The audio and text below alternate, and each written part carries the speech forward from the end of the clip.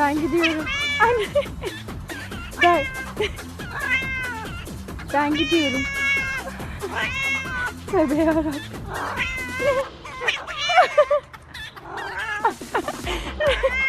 Şaka mısın sen?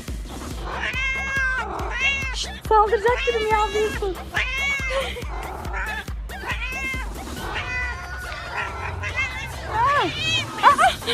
Şşt, girer misin buradan? Ne yapıyorsun sen? Üstüme atlamalar falan. İyi misin sen? Git buradan.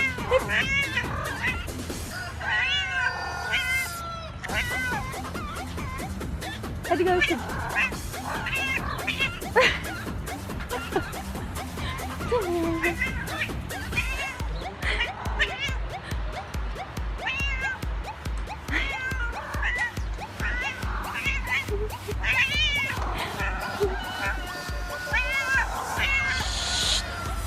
Tamam artık.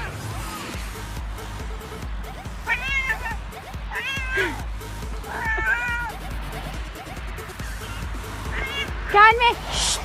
Şşt. Git buradan. Git. Git. Git. Aman tanrım. Anneciğim.